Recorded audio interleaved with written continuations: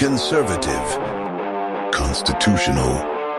It's the Andrew Cooperrider Show, keeping you informed on what's going on right here in Kentucky. And welcome, everybody, to another amazing day right here on the Andrew Cooperrider Show. On today's show, we'll be digging into, legislators overall. They just seem to really not be willing to admit when they're wrong, when they've made a mistake. And this is leading to a lot of bad pieces of legislation. We'll be going over that. Also, we'll be going over several bills that are working their way through the legislature, most of them very bad bills. House Bill 11, for an example, makes most e-cigarettes illegal in Kentucky. That has passed the House. House Bill 3 on a human trafficking commission, that's sitting over there in the Senate. We'll be talking, and past the Senate, we'll be talking about that. We'll also be going over, just some of these comments we've been hearing from legislators recently. They're really pushing this idea that the government needs to get a hold of your kids and start educating them from birth. And I don't know if you've been hearing it, but we'll be digging into that. But before we do, I do want to issue a legislative action alert on House Bill 626. So if you listened to the show yesterday, which of course you did, and if you didn't, head on over to theandrewshow.com. Once again, that's theandrewshow.com, and you can see past episodes there, as well as where to listen to old shows. But if you listened to yesterday's show, I really dug into that, going over it. But just as slight reminder, what the bill does is it makes it illegal to too loudly protest outside of the chambers in the Capitol building. So basically, Capitol Rotunda is a common place for protests to be held. I've done protests there. I've organized protests there. I've taken part in other protests there. It's an often place where people chant, protest. They'll have, sometimes people have press conferences, and individuals will show up to protest said press conference. And what this bill does is it would make it illegal to protest too loudly in those buildings. And what does too loudly mean? I don't know. Actually, the bill's sponsor, as we covered yesterday, said that that'd be left up for a judge to decide what's too loudly or too not loudly. And he's largely relying on the fact, and he's said this many times, that nobody's being arrested in the rotunda before for protesting. He doesn't foresee that to happen with this piece of legislation. That's the bill sponsor, Representative Blanton. He said that many a times, which is just false. You're creating a new law. Like, you can't say, well, people have been arrested for it before when creating a new law. Well, I mean, nobody's been arrested for this before, so if I create a new law to arrest people for it, surely nobody will get arrested. It just doesn't make any sense. And so I do want to make sure this bill needs a lot of work. What it was setting out to do, dealing with some of these trans people going crazy up in the chambers and whatnot, that was a good thing, I think, overall. I think that was a great thing to deal with, because those people were arrested. They were in the chamber causing a commotion, locking arms, chanting. This was last year, the pro-trans protesters, and refusing to leave. They end up having to get arrested, and all they got was a $1 fine. Yeah, that needs to be dealt with, but to literally just simply basically make it illegal, because here's the thing. The fact that it is so obscure is cooling and chilling effect on the First Amendment. You're chilling that, because I have no idea what too loudly means.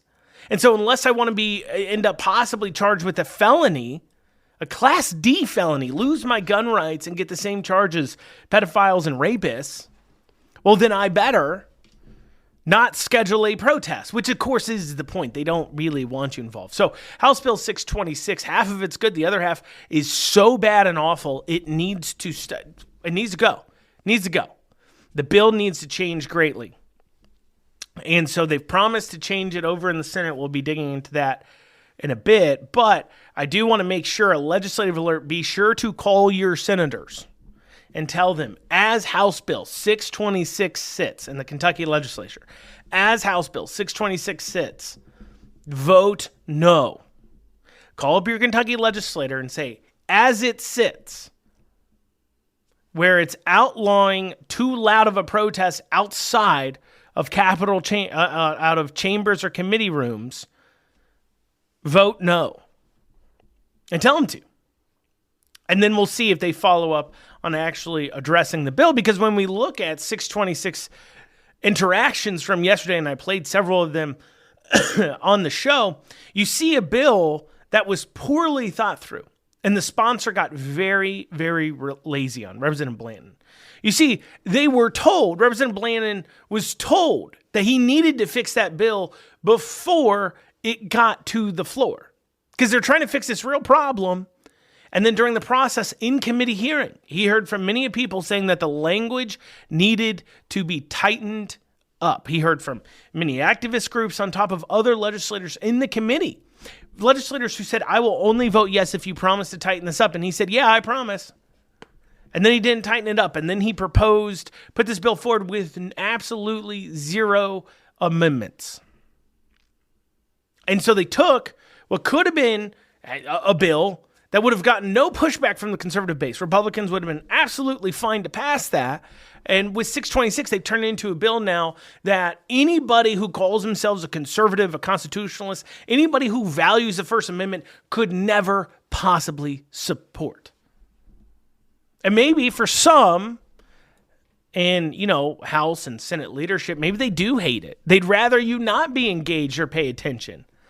But for most legislators, most of those who voted yes, I think they voted yes on it without even taking a second thought, without reading it or considering all sides. I think most reps are lazy. And 626 is the perfect example of laziness. Because you have them being told in committee, fix the bill. And when it comes to the floor, no promises, no amendments at all, nothing fulfilled there. And now he's on the floor with no amendments on it. And then he has this exchange between Representative Hodgson and then, of course, the bill sponsor, 626 sponsor Blanton.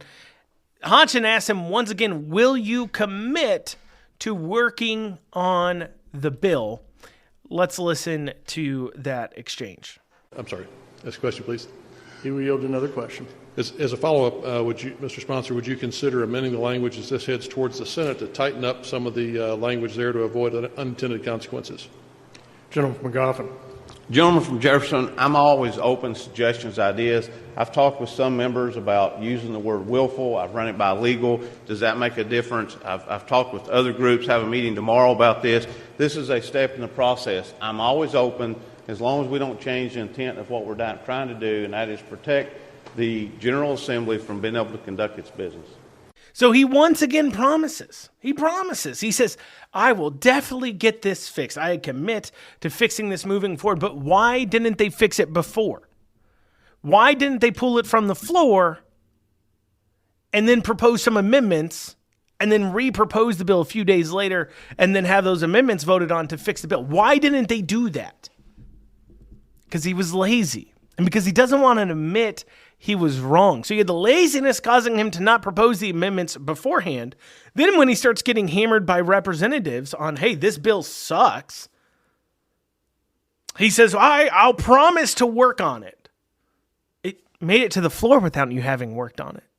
Now it has to be changed. Now there's another step in the process because there has to be now a concurrence vote back in the House because it's going to have to be changed since it left the House in the Senate, and then it'll come back different, and they're going to have to concur on the bill. Like I said, the right thing would have been to remove the bill from the orders of the day, file the proper amendments, and then a few days later vote on it. But the bill's sponsor couldn't be embarrassed that way.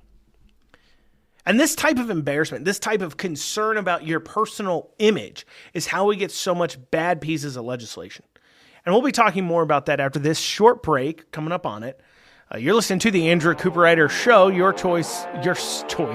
It is your choice, but also your source for Kentucky politics. We'll be back here in a few short minutes.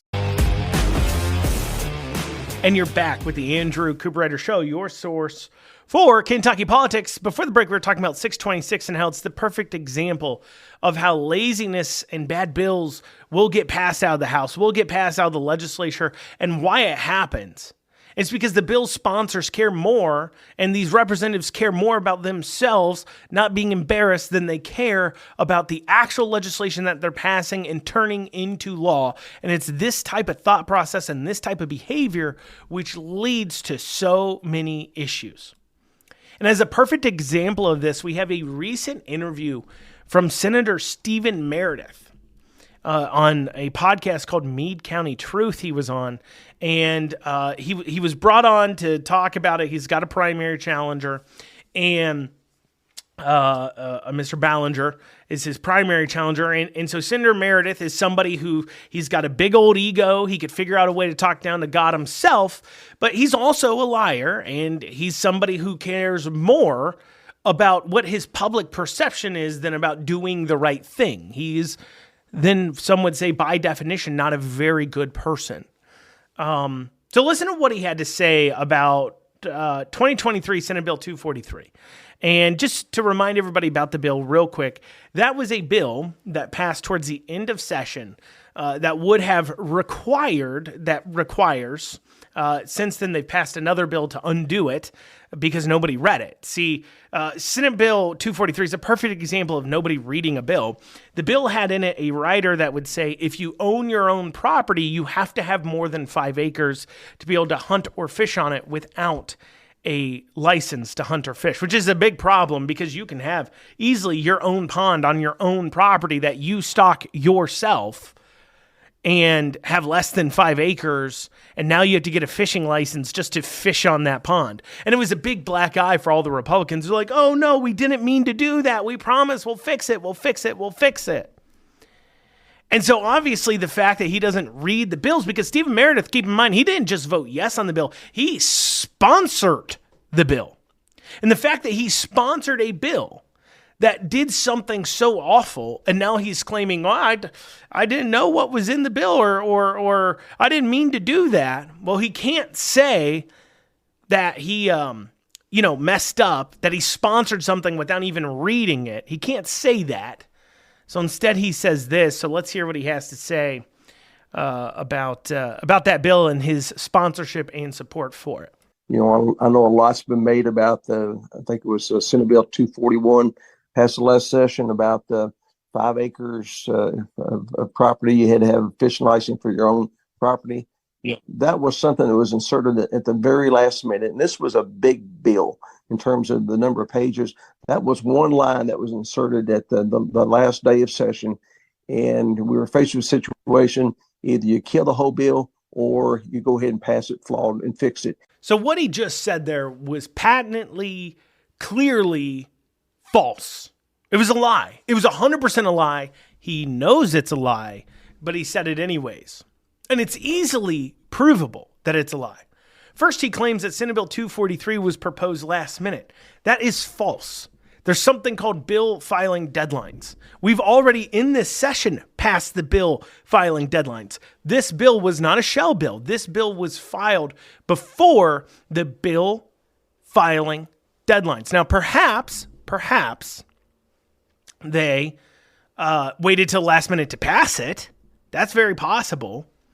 But it wasn't filed in the last minute. And then he claims that the language about the 5 acres and requiring a hunting or fishing license to hunt or fish on your property if it's less than 5 acres was added in last minute. That is also clearly false.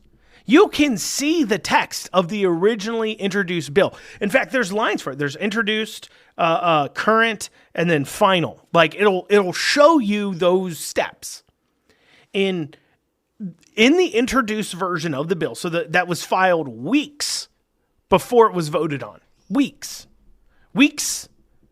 before. So it was available to Meredith to go through and read before he threw his name on it as a co-sponsor. It was in there. The same language was in there about the 5 acres. So why would he so obviously and blatantly lie? I mean, it's really not hard to disprove his statement. It didn't take much time. He was just hoping that every single person that would listen to that is dumb enough to buy it, won't go check up on it. And he says, you know what? I'll just lie. And it's hard for regular people to understand the level of which these people will just outright say the wrong thing and lie. They don't understand. Because we're normal people. We're not psychopaths like them. A lot of long-term politicians are psychopaths. And psychopaths don't have feelings for you or me. We can't comprehend the idea of just so blatantly lying, especially as an adult. But they have no problem with it. And he lied for the same reason that Blanton didn't just pull 626 and fix it and then repropose it in a few days. It's pride. It's the inability to just man up to your actions and say, you know what? I sponsored a bill I fully didn't understand. I didn't read it completely, and I trusted the wrong people. And the fact they can't say that is why we will keep getting awful legislation. Even though we have a Republican majority, even though we have Republican legislators just filling it up. We will keep getting this bad legislation because if you don't atone for your sins, if you don't bother to say, you know what, I messed up, we won't be able to fix it. It's the same reason that we're called to confess our sins to God. Because if we can't be honest, even with ourselves, let alone others, that we did something wrong before we ask for forgiveness, how can forgiveness be granted? And if you can't admit what you did was wrong, you're never going to fix it then. And we as voters have got to stop rewarding that kind of bad behavior. We've absolutely have got to put our foot down. Now, we did have some interesting pieces of legislation working through the legislature this week. I want to point out House Bill 3 real quick. It's not necessarily a bad bill. House Bill 3 has the Attorney General create a commission on human trafficking to basically see if there's anything more that the state can do. And then, so it creates like a commission made up of sheriffs and KSP and the Attorney General, of course, and a bunch of other groups, and they come together and they look at the totality of human trafficking in Kentucky and see what gaps they can fill, what places of sharing information back and forth do they need to pick it up at, where can they make a difference at, where is it lacking. So they look at all that in this commission and then issue out some policies, ideas, possibly issue some bill ideas to the legislature to go ahead and make sure they close that gap in order to make sure and address human trafficking. Additionally, it requires places like hotels, airports, bus stations, train stations, those kinds of places to put up placards and window clings and signs with the national hotline for sex trafficking that posted on it so people can get help and resources if they feel like they're being trafficked, human trafficked. And that's all fine and dandy. Obviously, I'm not pro-human trafficking. That's absolutely awful, terrible thing. And I think it's great to a degree that we're getting together and seeing where we can close the gap. But you know what the bill doesn't do?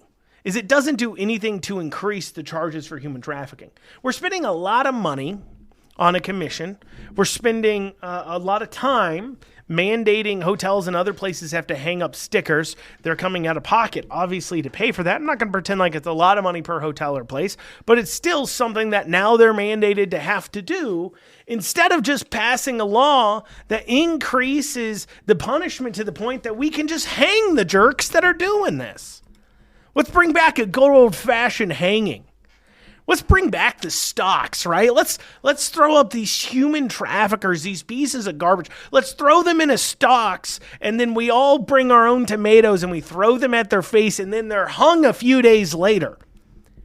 If we started doing it that way, we wouldn't have to spend money on a commission. We wouldn't have to mandate hotels put up stickers. Nobody would be thinking of trafficking humans in Kentucky because the punishment for doing so would be so great and so over the top and so publicly also visual that they'll know, hey, we don't do that in Kentucky. That's the bad call, the wrong thing to do. That's the wrong thing to do. And so it's, like I said, it's not that I have an issue with the bill, but we're doing all kinds of ridiculous and crazy things instead of just sitting there and saying, hey, maybe if we just punish these people to the level that we should be, instead of putting on kid gloves and mamby-bamby-pambying it, and actually held them accountable for their actions, we wouldn't have to keep spending tax dollars trying to solve human trafficking. You want to solve it? Hang them from a tree. Well, coming up on a break here, we've got a few other pieces of legislation that I do disagree with. Things like House Bill 11, which passed out of the House this week, going on over to the Senate. It bans basically almost every kind of e-cigarette from being sold in Kentucky. We'll go over just what that piece of legislation says and why it's no good, very bad. We also have some education from birth comments and bills that are really moving through the legislature. We'll be digging into as well. So we'll have all that and more coming up. As always, if you want to reach out to the show, feel free to email info@theandrewshow.com. Once again, that's info@theandrewshow.com. I've been getting a lot of emails recently, a lot of show ideas from people. Some of what I've been covering, you've even been hearing, has come from emails or messages I have gotten from people saying, hey, pay attention to this, or asking me about various things. And if you have a question on a piece of legislation or you want my take on it, go ahead and email me, and you might even hear me deal with it on air. I have done that many times. So reminder, you can email me at info@theandrewshow.com. We'll be back after a few short minutes. And you are back with the Andrew Cooperrider Show, your source for Kentucky politics. Early on in this year, we heard Beshear talking a lot about universal pre-K, how important it is that the government get to your kids as early as possible. And it would appear our Republican legislature, not to be outdone, has taken up that gauntlet and thrown down their own, saying, no, you think we just need universal pre-K? We need to attack them at birth. You may remember these remarks from Danny Carroll on a hearing regarding his Horizons Act in the Senate, where he made it very clear that they want to start looking at children starting at birth from the governmental standpoint of education. Let's take a listen to that. Stand up and set the example for the rest of this country to follow. We can stand up for our kids. We can show the importance that they are. We can give them the proper education that they need. We start looking at education at birth, and we invest in these youngest students.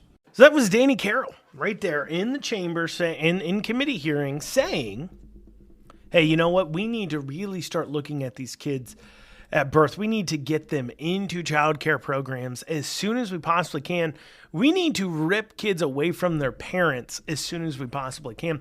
But not to just only be outdone there. We do have a bill by Kevin Jackson, House Bill 695, that was in hearing yesterday. To give you some idea of what the bill does, this is just starting off at the very beginning. It says the General Assembly hereby finds and declares that during the first 5 years of life, children experience rapid learning and development that have effects that endure their lifetimes. A key milestone in children's development is their transition into and readiness for kindergarten. High-quality early childhood literacy program can significantly improve a child's readiness for kindergarten and future academic success. Children in Kentucky would benefit from access to varied and effective early literacy services, and developing new and innovative services for children of the Commonwealth can expand access to early literacy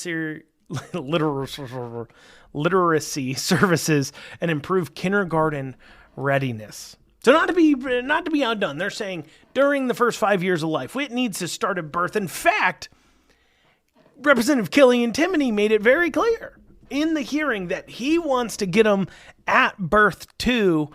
Take a listen to what he had to say in committee.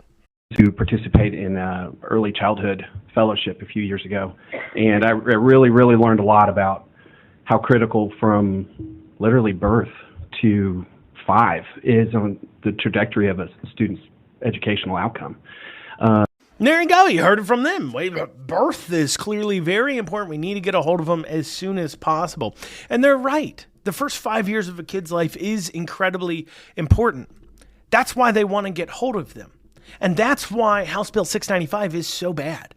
Because what it is fully doing, right off the top, I told you kind of initially what it does. What it fully does is it brings a program being run by the Kentucky Department of Education to be implemented into preschools throughout the state. to be implemented into as well early childhood education well before even preschool. So they saw universal pre-K and they said, we'll one-up you birth. And now the KDE, if this bill passes, is running a pilot program that would be looking at educating your child from 0 until they're 18 years old. Bring the Kentucky Department of Education all the way down. Now, you may say, Andrew, what's the big deal here? Why is this such a problem? Well, if you don't understand what bringing departments of education into your child's life as soon as possible does to your children, you need but look around. You need but look at their policies and services. Need I remind you about their DEI, diversity, equity, inclusion pushes that the KDE has? Need I remind you about prior Kentucky Department of Education policies that I've covered on the show many a times that stated that schools and educators were to hide gender identities from the parents? They weren't to out kids, that they were to transition kids at school and not say anything to the parents? Yeah, from 0 to 5 is the most important time, and that's why the government wants to get hold of them, because if you are able to have them too long and put your values into them and inculcate them with your ideas, well, by the time these LGBTQ cultists, crazies get a hold of them, they won't be able to do anything. And you can say, Andrew, well, that's not it. Education's important. It's not about the LGBTQ crazies. Have you been looking around and seeing what is going on? Have you looked at what's in our middle schools? Have you looked at their policies? Have you looked at the tens of millions of dollars Kentucky Department of Education is spending on DEI?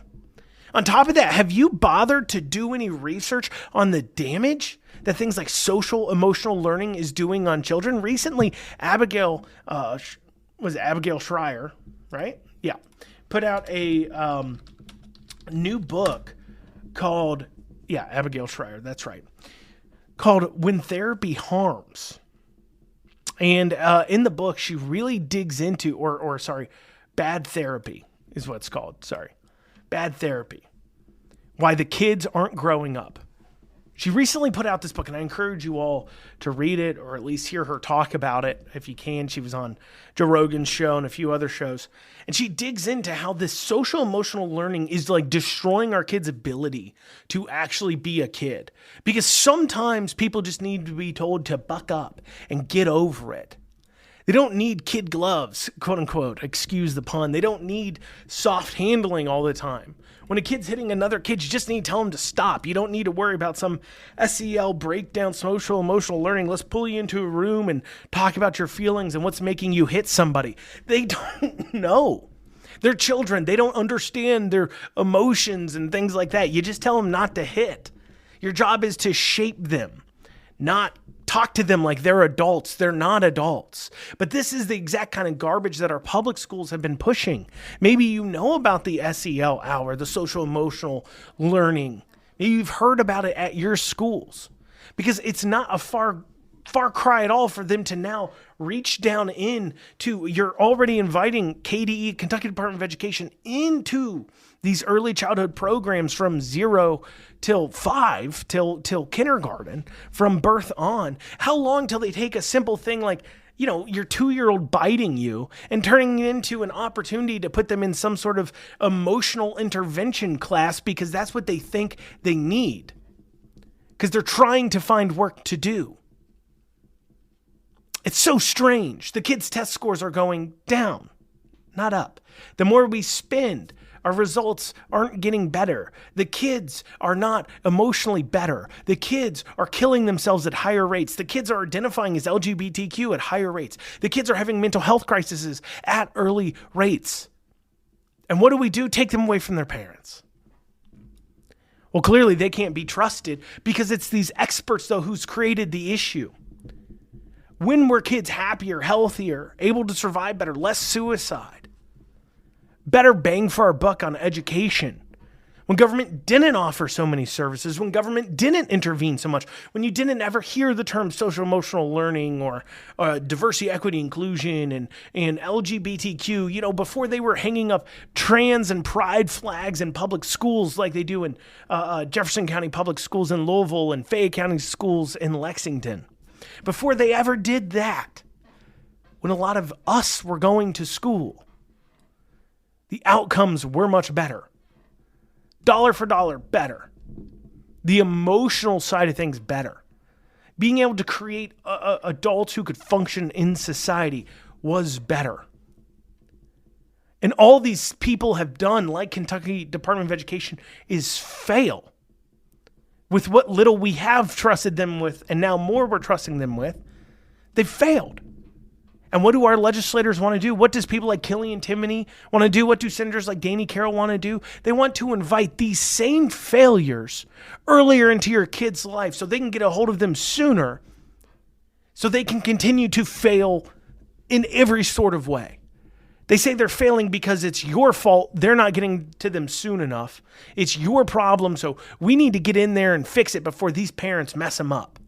Maybe it's not the parents messing them up, because data and statistics would tell me it's you, Kentucky Department of Education, who's messing them up, and you need to stay out of our daycares, and Republican legislators better not be enabling them to get in there. But unfortunately, it looks like that's what we're going to have to deal with. Well, coming up after this, speaking of government overreach, we'll be digging into their bill to ban e-cigarettes that passed out of the House.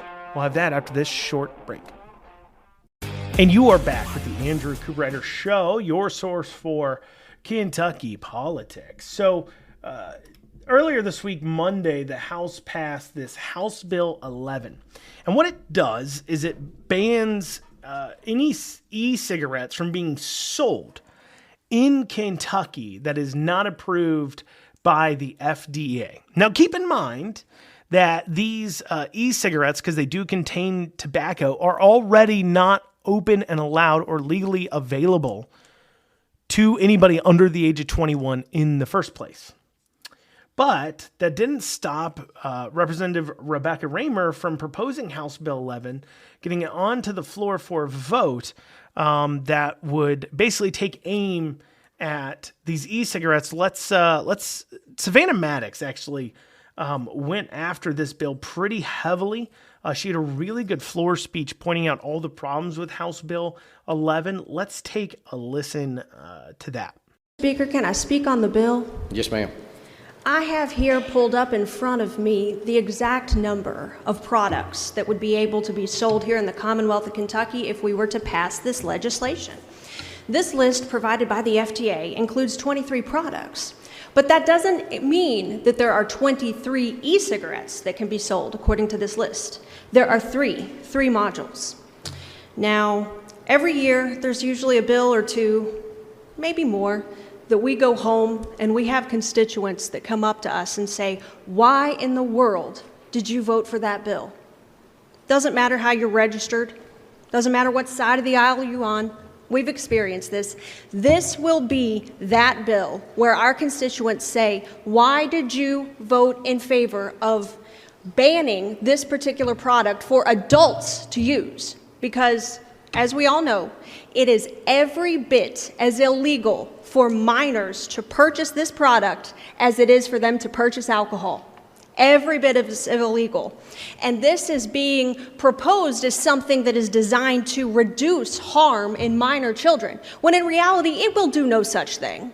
It will do no such thing. These products are already illegal. What it will do is harm Kentucky's businesses. That is exactly what it will do. And you can talk about the FDA-approved list. You can get into the merits of that particular bureaucracy. But what each one of us has to know is that when we press the yes button, we are voting to ban a product simply on the basis that we think we have the right to decide what types of products that Kentuckians should buy. And I want to ask, where does it end? Where does it end? Knowing that heart disease, for instance, is a leading killer across the nation and has been since 1950, are we going to start regulating salty foods, French fries? Type 2 diabetes is a real problem here in the Commonwealth of Kentucky. We all know it. We're going to outlaw sodas or pop, soft drinks, whatever you want to call them. Sugar? Where does it end? I don't believe it's the appropriate role of government for us to take on this nanny state facade and to ban products of this nature. So I encourage you all to vote no, and I think it's going to save you a lot of heartbreak if this actually passes out of the House and into the Senate when you go home, because folks are not going to be happy. Thank you. So there you go. That was Savannah Maddox's speech. She illustrated a lot of points.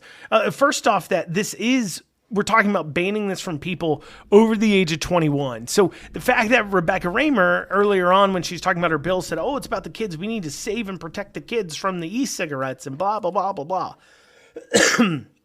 But kids are already supposedly protected. They can't buy this legally already. And so what are you going to do there? And when it comes to how many e-cigarettes are available, it really cuts down to very few individuals. And when you look at, by the way, those manufacturers, those e-cigarettes that are FDA approved, when you look at their donation and lobbying money, guess what you see? They're a little bit better than everybody else at hiring the right lobbyists and spending the right amount of money. And so while the bill sponsor, Rebecca Raymer, maybe had a good motivation in the first place, this bill is complete government overreach and nanny state. And one thing I definitely want to point out once again, Maddox did a great job with her speech, but one thing I want to point out that she didn't hit upon that I think is incredibly important for everybody to remember: cigarettes are not FDA approved. So right now, if you're over 21 in Kentucky, you can go out and buy cigarettes, as well as, of course, other tobacco products like chewing tobacco and pipe tobacco and cigars, all those kinds of things. None of those are FDA approved. But yet for e-cigarettes, they now have to be FDA approved to be sold in Kentucky.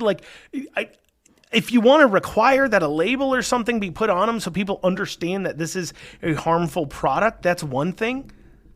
But I can't imagine it's much more harmful than actual cigarettes that aren't FDA approved. And more importantly, you're allowed to go buy other non-FDA approved products,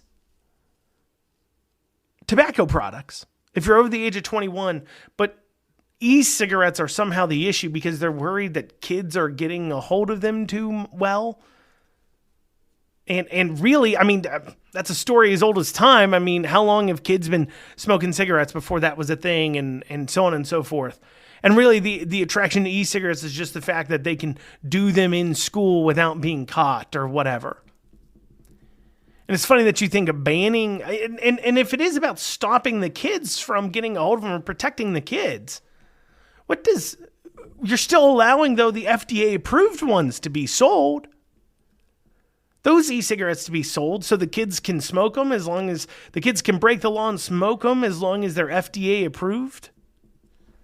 That doesn't make any sense at all. And Savannah's right. Where does this end? I mean, if your argument is, well, the product isn't FDA approved, so we can't sell it, even though legally, if they're over the age of 21, they right now can be sold it. But in Kentucky, we don't want anything not FDA approved, not bureaucratically approved sold. Well, under that same logic, ban cigarettes, ban chewing tobacco, ban pipe tobacco, ban cigars, ban alcohol. Alcohol isn't FDA approved either. Get rid of that. In fact, I don't even think bread is FDA approved. Maybe USDA. No, I don't know if USDA actually has to look at every single piece of bread or not.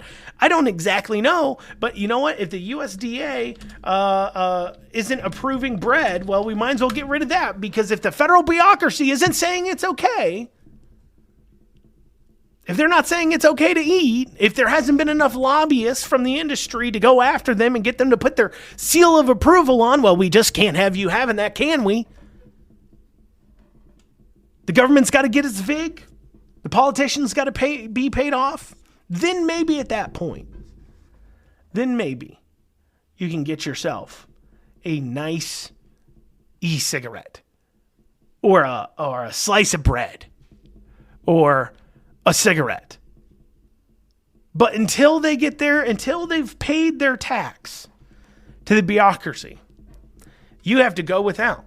And apparently, that's what these 62 legislators that voted yes think. And she's exactly right. This is a bill that will get calls. Once it goes into effect and people can't get their favorite e-cigarette stuff anymore, and then they get told that's because the legislature banned it, you're going to get calls, you're going to get tore up, and it's going to be another one of those bills where you're like, I didn't understand what it did. Just like we heard at the beginning when it came to the 5-acre fishing game Meredith. I didn't understand what it did. Not really understand. It slipped in there in the last minute, I swear. They'll be peddling that lie to everybody else. I didn't understand. Or, no, they slipped that in there. That's what I wasn't told what it is. Well, you were told it. We have a speech about it. You didn't listen, and instead you decided to go ahead and vote how you were told to because the lobbyists have them paid off as well. Have the leadership paid off. And so they'll make sure that you vote the way you're supposed to so they can keep pulling in their donations to keep their power. Because that's how the cycle works, the cycle of power. If they want to maintain control, they gotta have money to threaten and reward the members of their bodies with, to threaten and reward the other representatives, the other senators with. And so they need to do the bidding of the biggest donors. And in this case, it's most likely big tobacco. Because of course, it sounds great. Ban a product for not being FDA approved at the behest of a product and other good that isn't even FDA approved. It's the very fact that you would hand over that control to the bureaucrats at the FDA as well that tells me this isn't very conservative actions. And, people wonder, why are we so dissatisfied? What's going wrong in our legislature? This is a perfect example. Throwing aside conservative values, small government values at the behest of the lobbyist. And it is a giant and big problem. Well, y'all, that's what we have time for today on the Andrew Cooperrider Show. I thank you all so much for joining me. We'll be back here tomorrow. Have a great rest of your day.